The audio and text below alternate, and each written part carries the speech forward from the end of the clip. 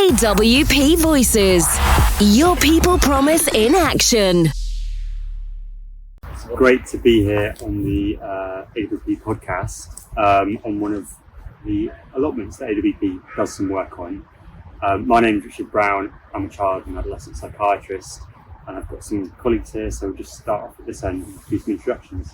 Hi, I'm Bekki. I am the Connecting with Nature coordinator for the AWP Bristol recovery teams. Hi, I'm Ray. I'm with Experience and Involvee with experience of attending this allotment group, and now I assist in running it. I'm Tom. I'm a trainee psychiatrist in AWP.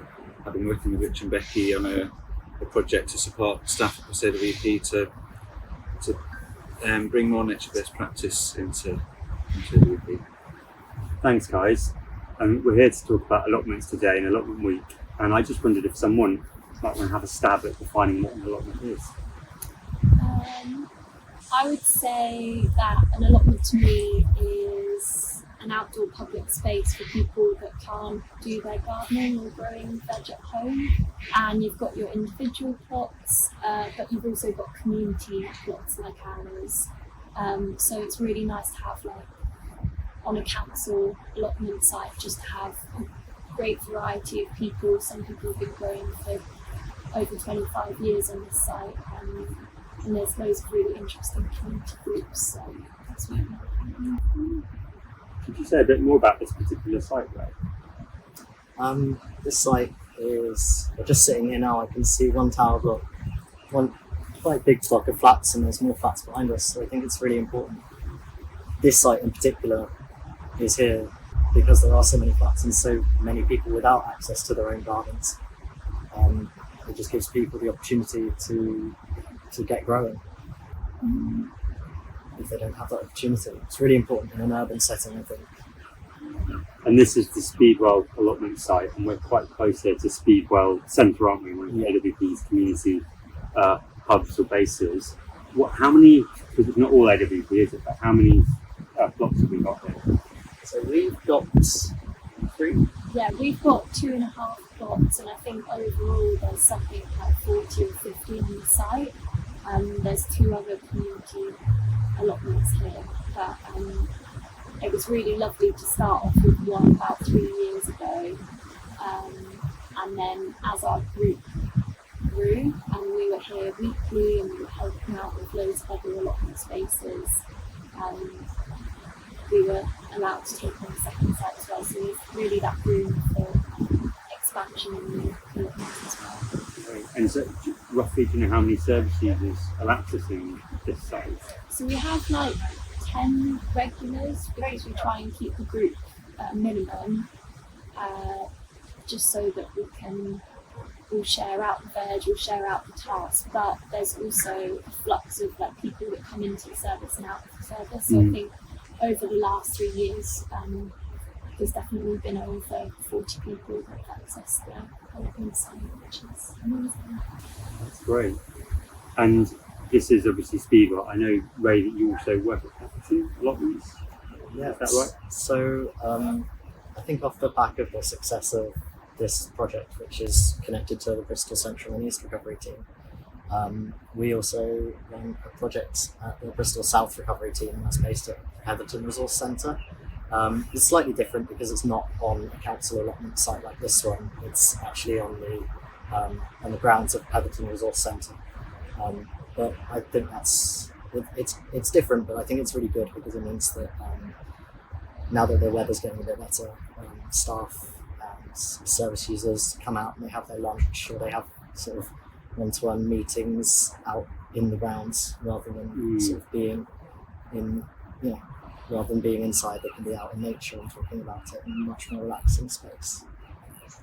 You've said before, Bekki, about how in using central team, it's kind of become part of the culture of the team. And can you say a bit more about that, about how the team, not just the service users, benefit from or use this allotment space? Yeah, I think because it's only myself and Ray and another involvee running the groups, we needed a bit more staff support to keep all the groups going. So we set up a rota where every 8 weeks or 4 weeks someone would be rotated on to help with the weekly groups. And I think everyone's just like getting involved, like being physical, like working on the land, and then getting to take the veg home back to the office. I think everyone just felt a bit more a part of it. We've had to do fundraising as well to keep, like, to get bits for the allotment that we wanted, or to grow particular veg, or get a polytunnel. So we've brought in the staff in that way as well.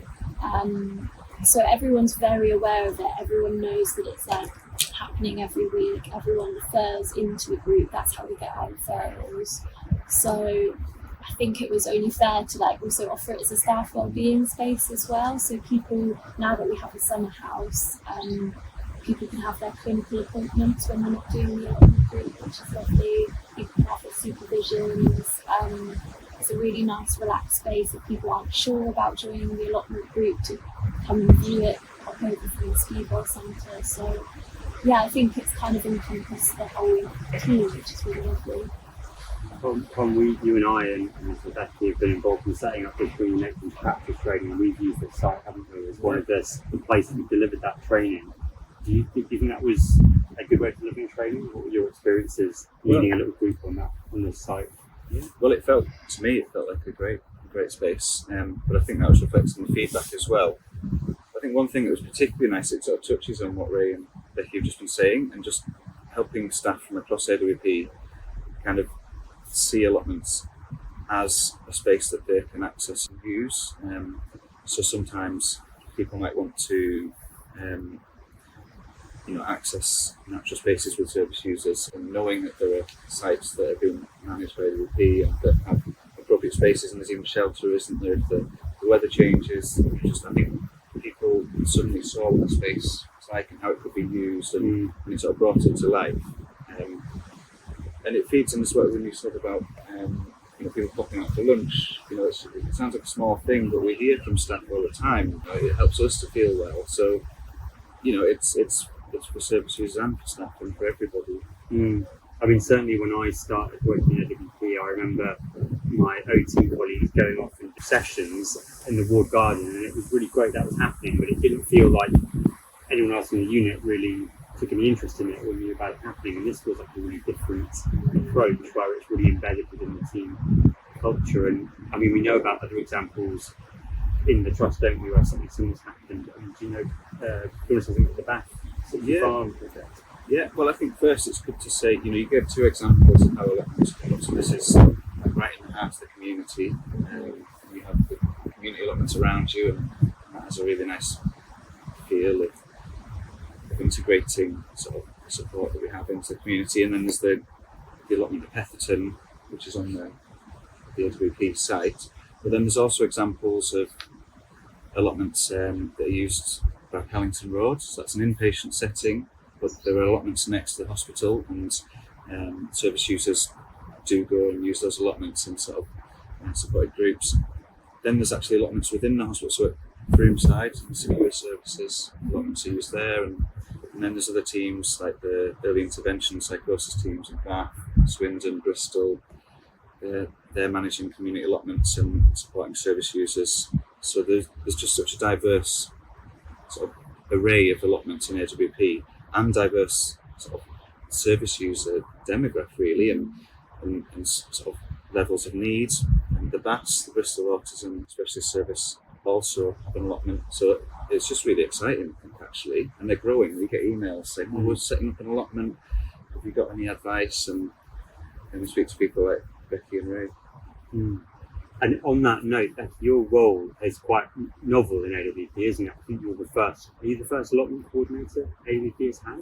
I think there might have been one like 20 years ago when it was really like a thing again, where they were really into nature therapy. So there are a lot of founding people before me that did it in services, but then I think it got cut. So to bring it back again, knowing, I think it was all out of the pre-social prescribing budget that came from COVID. I think everyone realised that we need access to outdoor space, and it's really good for people's mental health. And started off as a really small temp role, and then we were saying we were just building on the success of every allotment and proving that it was working really well for the community. So impactful when you've been doing this work, the testimonies that come from different allotments and different services, it's really powerful.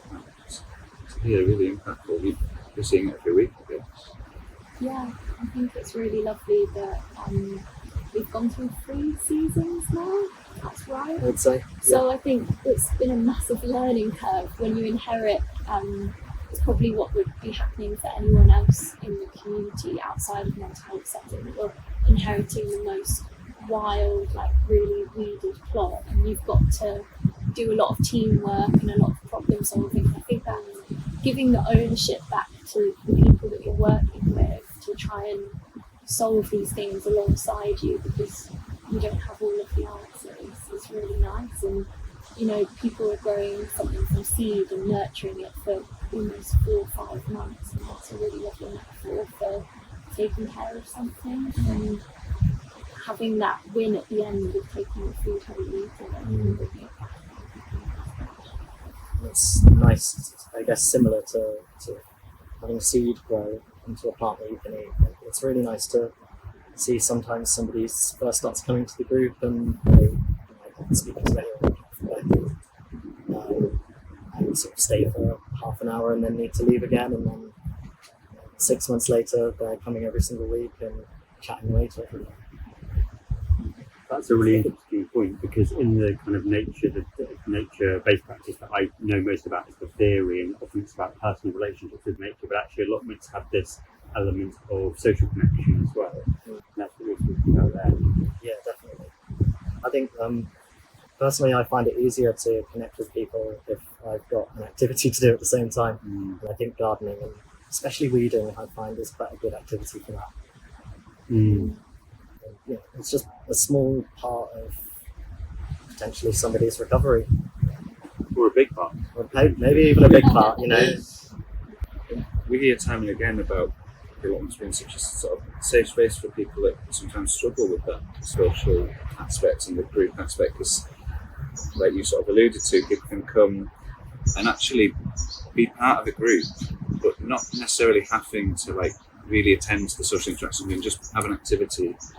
But slowly they can actually choose to interact and move closer to the group, and then if they need to, move out a little bit and get on with the activity. And it's not like being in a group where if you're not interacting and speaking, then you're not part of the group. You're still part of the group, and that's what we hear. There's some safety in that, and it allows people to move in their own time and space. And I've seen it with so many people that are socially anxious or isolated, where I think they have to gear up for a long time to join the tea break that's like midway through the session. So you'll see people garden and they'll just carry on through the tea break because that's when everyone's communicating.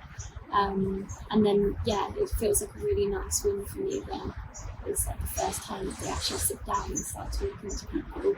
And I know it's not linear, and they might, go back the next week and not join again, but it is just, like you said, it's really nice to see people's progress, and it's nice for so many tiered levels. Like there's people that come that just really want to go out and do really heavy digging, and then there's some people that want to learn about horticulture. There's some people that are just interested in planting. So because there's such an array of activities, you can really suit everyone's needs. And same with physical health needs as well. There is a lot of sit-down activities. It doesn't all have to be bench work and heavy lifting. So it's nice to offer so many different types of gardening. It makes me think when you say that some of the, we've been working with there's a huge range of nature-based groups and practices that happen across the trust, and allotments is like a really popular one.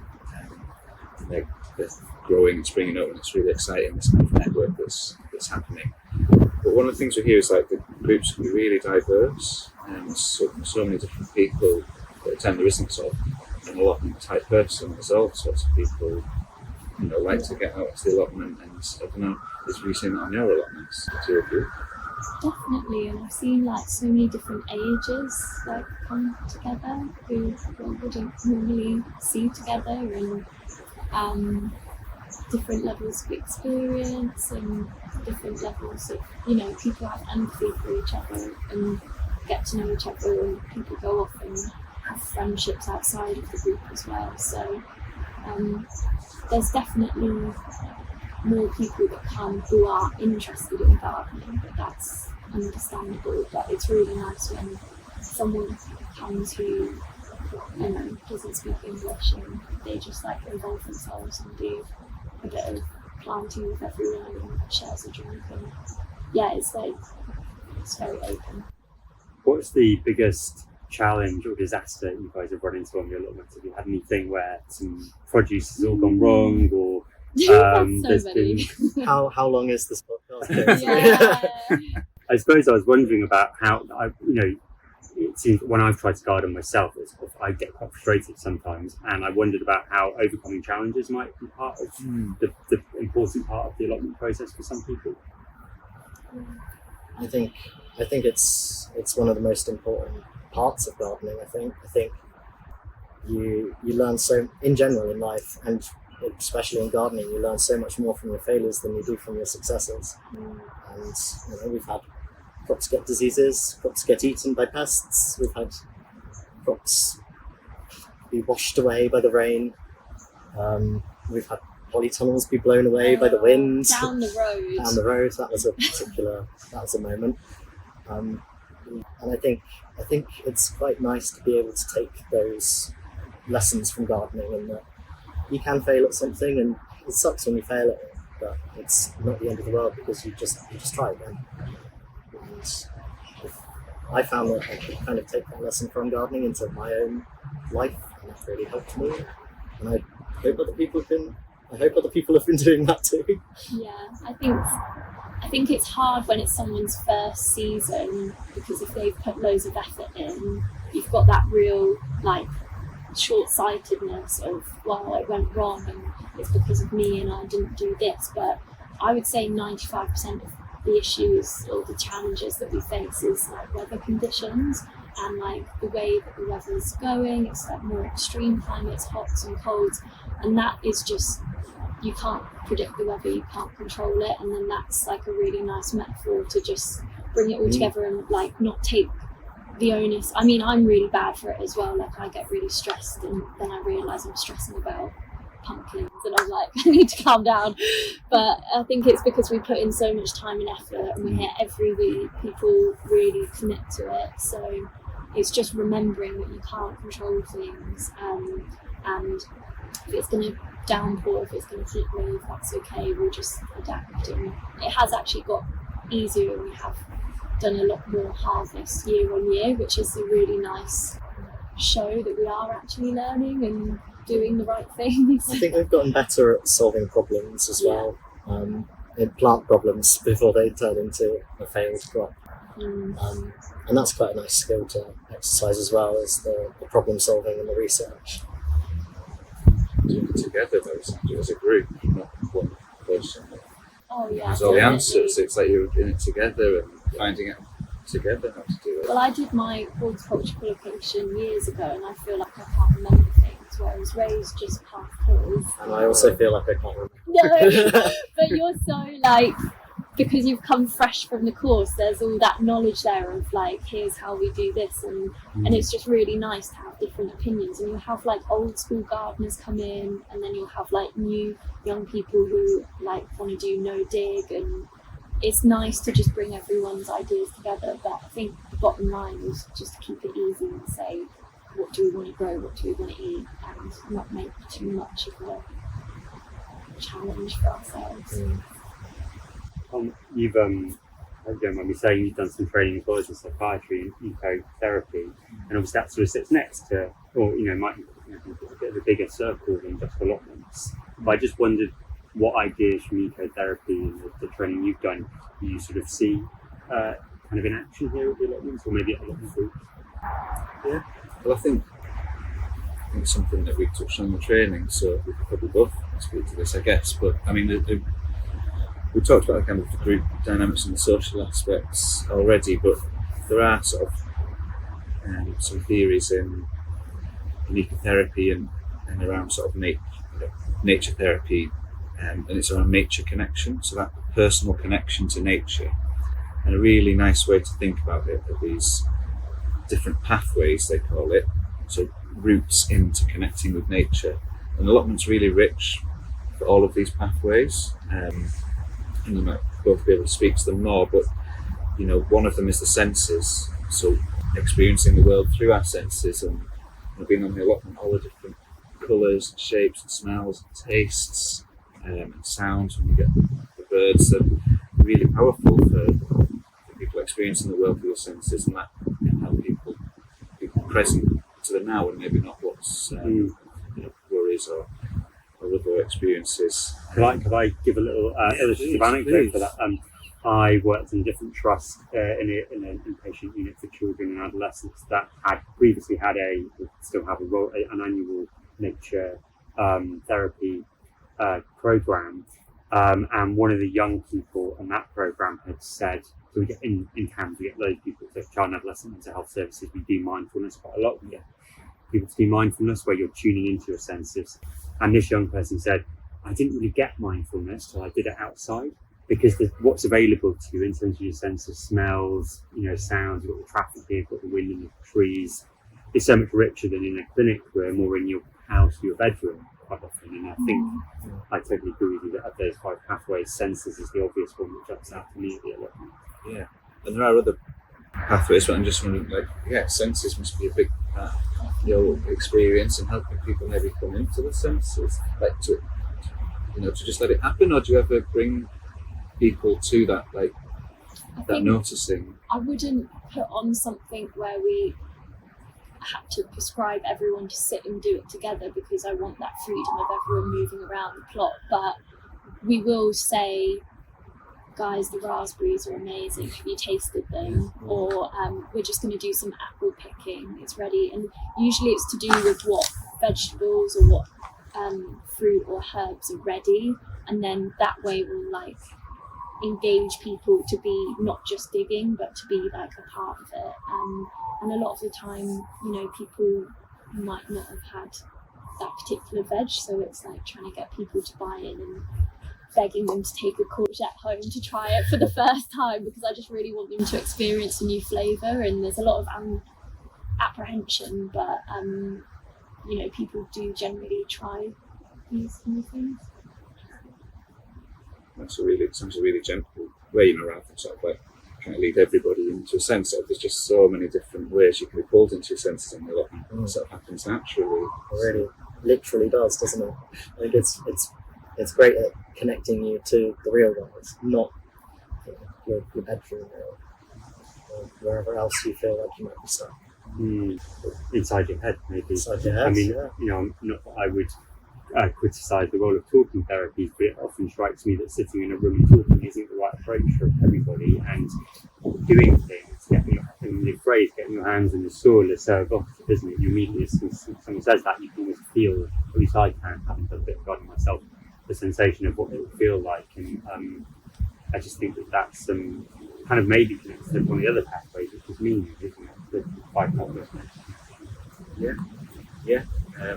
And you can go into a lot of depth in these pathways. So just as a sort of simple way, meaning just sort of noticing kind of metaphors. I think I've already touched on some of the metaphors that happen, the similarity in our own experiences of not necessarily always having the control, or the planting the seed and the tending, the time it can take things to come through, and the way that seasons change, and sort of these noticing the metaphors between our own experiences and nature's help people to find the meaning in their own, or it can do. That's the theory around it. I guess there's lots of metaphors on the allotment that must just come up for people all the time. And and it can do, 2 things can be true at the same time. You can be having that nature connectedness and digging in a bed and sharing an experience with someone where they feel so disarmed and comfortable that they're actually willing to open up, and I haven't even started a conversation, but they want to tell you about what's been going on for them, And that's a really lovely experience because people, it's not that clinical space where it feels like they have to talk about something. It's like they want to, and that's coming together. That's about safe. You need a safe space. That's got to fit in a safe space as well. And the groups sound like they do that. Connection with nature can help people to feel. We touched on the theories. I think just to sort of close that off, the other three that are sort of key pathways into connecting with nature are beauty. And there's so much beauty in the allotment, and I'm imagining people find it in the tiny micro and then the stepped back macro of all the apples in the trees, and it's always changing as well, isn't it? Yeah. Spotting a new insect, such a tiny little beautiful frog in a pond. Yeah, They're also beautiful, I think. Yeah, so much beauty, and every time somebody notices beauty, that's strengthening their connection to the natural world, and there's so much around how that benefits well-being and supportive and well-being.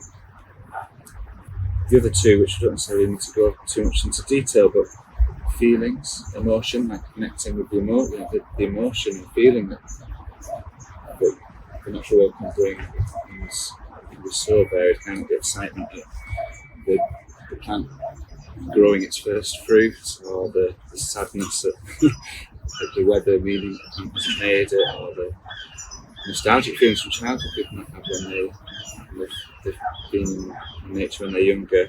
And the last one is compassion, and like developing compassion for nature. And I think when you're really tending and caring for nature, coming and you're watering, and then it gets blown down in the wind, like that feeling of compassion for the plant that you've been tending really deepens the connection. And all these ways that they happen naturally, not sort of prescribed, are deepening this connection to nature. And the really powerful thing is it doesn't just stay on the allotment. So it's not that they walk out of the allotment gates and then it's only here. That happens when they go to the park, to the beach. These nature connections support people, every day, day to day life. And have more awareness. I remember people when we first started the group, and I would say, we do a bit of like community help for other people, like elderly people in allotments, and I don't think we got it. And then after a while of tending to other people's allotments and then having the feedback of, like people wrote us like Christmas card or thank you card, more compassion towards it, and you feel like they're looking after and helping other people, and that's just like a really small way that you can bring someone's life rather than just a 2-hour session. So we've got kind of two kind of key themes of connection to other people and also connection to nature. And just for the benefit of people listening to the podcast, the 5 pathways to nature connections which come outlined.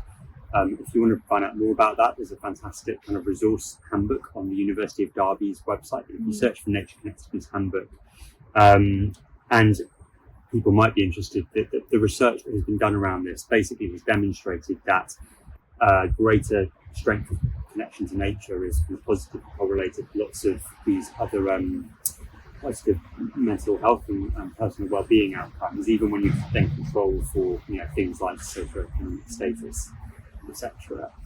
And we know that in AWP, a lot of our patients or our demographic have probably had limited access to nature, so it stands to reason they might have had less opportunity to develop a strong connection to nature because of the demographics that access our services. And then those 5 pathways, there's evidence showing that those are effective ways of, are the ways in which people tend to develop this connection to nature. So they, in nature-based interventions, again, maybe wider than just in allotments groups, it's a framework that can be used and has been used really successfully to develop nature-based interventions in various areas of mental health practice within the NHS and outside of it. Maybe we should bring things back to allotments in AWP. And I was thinking, you get quite a lot of questions about setting up allotment groups and things like that. What kind of advice would you give to AWP staff who are wanting to either set up an allotment group or expand or improve the offer that they've got in that area?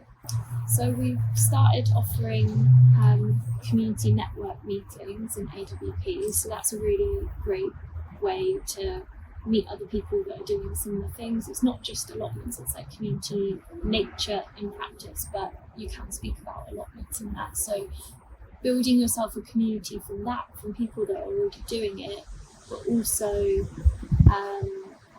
like goes back to getting all the staff and getting all the team on board, because one person or just two people can't run the whole service that we're providing. So I think it would be about getting everyone involved and finding those nature allies, those people that like being outdoors, that want to incorporate it more into their working life. And also just speak to me and talk about, like, if you've got any like weird questions about gardening, then we're happy to answer them, because we've been through 3 years now, so I feel like we've gone through lots of problem solving. We've talked about it already. And so part of it must be about kind of partnership with whoever owns the allotments, which is usually local authorities. Right? But the local authority here, which is Bristol City Council, sound like they've been really supportive in kind of letting AWP partake in this space. So I think community allotments are way more common than I realised before I started this. So we've got Edinburgh Bristol on the same site here. I know that at Strawberry Allotments there's Birch Collective.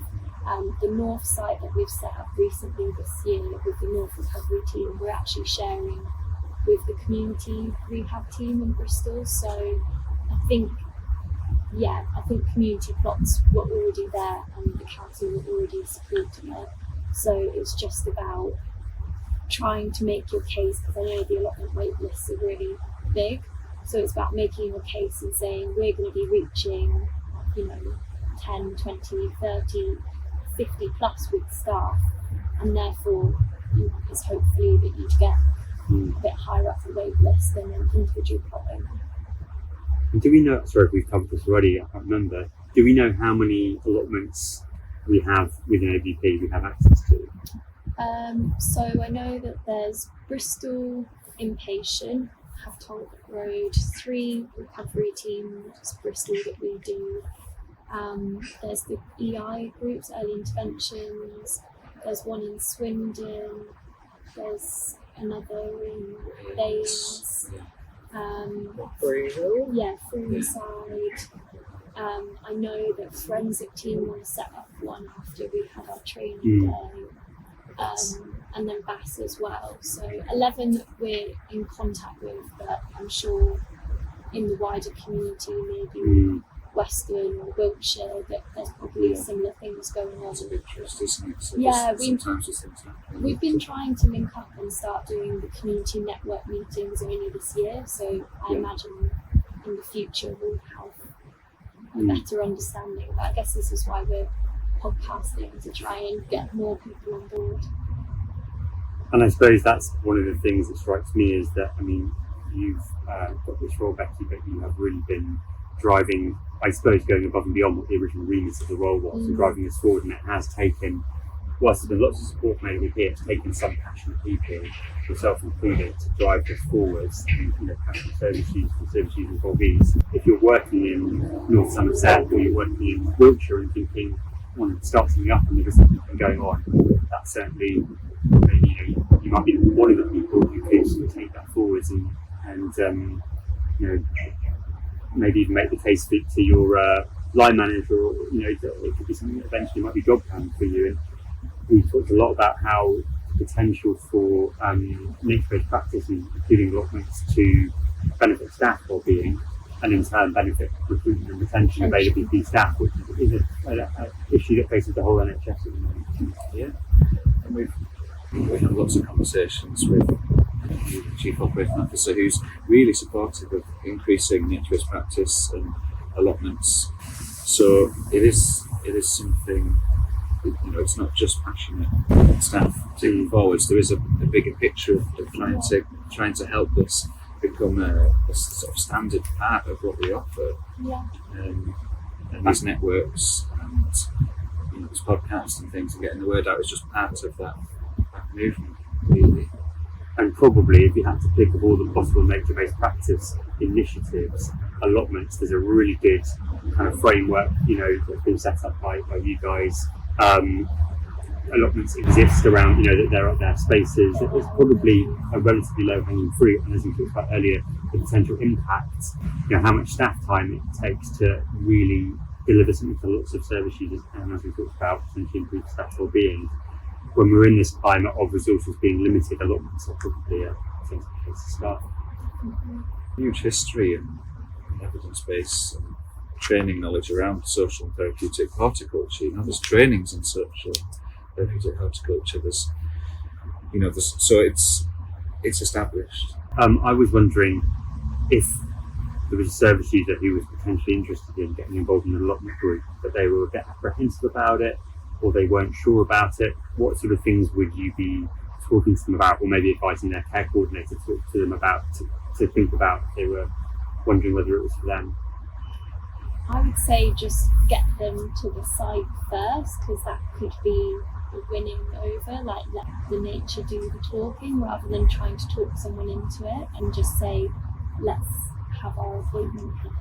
And then it can just be really staggered, can't it? Like someone can come for half an hour and...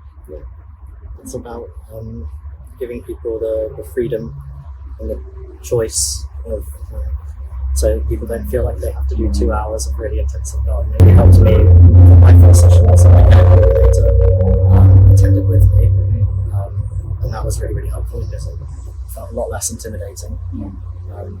That sometimes gets called a warm handover, and I would hope that that's more common when it's attending a group that kind of exists within AWP, but I guess another broader part of this nature-based practice conversation is the rich availability in the AWP footprint of various, tend to get called green social prescribing initiatives, which are community-based projects, but that tends to mostly get referred to by primary care, but actually many of them are suitable and open to referrals from AWP. But the thing that one of the key messages that came out of the evaluation of the projects in BNSFG, Healthier with Nature, was that a warm handover where someone's care coordinator attends with them or arranges, sets something up so that someone who's going to be receiving that individual knows who they are and their name and what their number is and when they're expected. Hello, Siegel. That's a really key element to success, isn't it? And I think if you have the luxury, like we have, to just have a rolling group rather than a 6-week block, then it really works with people and whatever's going up and down in their mental health, because they can attend for a bit and then maybe they don't come for a week and then they come back to it, and it lets off, like you said, all of that pressure to, right, you have to come. I just say, just try it, just see if you like it, and then I'll also maybe give a bit of a background about here's what we usually do in spring, here's what we usually do in summer, like depending on what season, and then I just get people excited for, like, going into autumn we'll do pumpkins and pumpkin soup, and Halloween, and then Christmas we'll do Christmas wreaths. So we try and tie in the seasons and just make it as relaxed as possible, really, because I think the nicest thing is that people can share whatever's going on with their mental health, but they actually don't have to, and it's not that type of group where you have to sit down and you have to talk and reveal stuff and go into your past or anything like that. Like, you can literally come, have a cup of tea, have a chat about someone's weekend, or even if you don't want to talk about yourself or ask other people's questions, you can literally use nature as the third pillar and just talk about the apples that day, and just it's a really easy way for people that potentially might feel anxious coming into a new space. Like, you can just be a bit you can be as anonymous as you want to be and just enjoy the garden. I suppose along with that, you've got the kind of maybe breaking down the barriers a bit between, for better or worse, people who've accessed AWP services may feel they're a patient and other people they've interacted with the staff, and particularly if they've been in inpatient care, but I get the sense that in the allotment it's a little bit less like that. You can come along and just, you're getting a supportive environment or professionals around you. It's not about someone treating someone else. We're not giving prescribed care in that way. We're just setting up activities, or even it's kind of got to the point where we have activities in our mind, but if someone wants to do something and they've identified it, then just it's let them quite do it. it's quite service user led, which I think is great. And I like what you said about breaking down those barriers. It really does feel like those barriers do get broken down when if there's 5 of you digging and one of them is a staff member and 4 are service users, it doesn't really matter. It's 5 people digging. I think that's really good. I think that's quite important as well, breaking down those barriers. I think another piece of advice that I would maybe give to a service user who's thinking about joining is don't feel like you have to know anything about gardening in order to join, because we Google things all the time. We really didn't know. We stand around. We stand around in groups and we discuss things and we solve problems together. We teach each other things. We learn. We just learn as we go. Everybody else. I barely knew what a dandelion was. I think when I started, I was. But you learn. Yeah. So don't be intimidated by thinking that you need to know anything about gardening. And there's always weeding, and there's always do you know what I mean? There's not it doesn't have to be this complex process. It could be sowing a seed. And I think sometimes people just need to be shown it, see it physically, do it with their hands, and then they're there. But it's the fear beforehand that panics people to think that they wouldn't be into gardening. So Thanks so much, everyone, Bekki and Ray, for sharing all your experiences with us. I was wondering it's 4th of August as we're talking, 2025, and I just wondered what you're most excited about next in the allotment, or maybe what you're most worried about this time of year. So we have some tomatoes that are paste tomatoes, that are tomatoes to be used for sauces. I didn't know there was. Oh yeah, we've got a few cherry tomatoes as well, and they're nice just to pick and eat on the day. But we've got quite a lot of paste tomatoes, and I think they're all going to ripen all at the same time. So that's going to be an interesting week. It's a big massive pasta sauce. pasta day at the allotment. that actually links. We could do that. That just reminded me. That is what's coming in the future. We've got funding through Headlight to build an outdoor kitchen next to our summer house, just a simple back bar with a sink and a gas cooker. So we're really hopeful to incorporate it in the allotment group, to maybe set up a service user led cooking group, use stuff on the plot, because everyone takes it back, but it tends to be the same people that take it back, and Ray's a brilliant baker, so we'll bring it and everyone will eat it together, and that's lovely. But to actually, that's the new direction that I want to go in, to give people the skills to cook the veg that we grow. Sharing together in communities and community. Yeah, nothing brings people together, I think, like food. Yeah, it really does, yeah. And having seen something from a seed you've planted to something you can eat, when we know that nutrition is an issue that is a big challenge for lots of people in our service user group, that's fantastic. I'm so pleased to hear that. Thank you so much. It's helpful for people.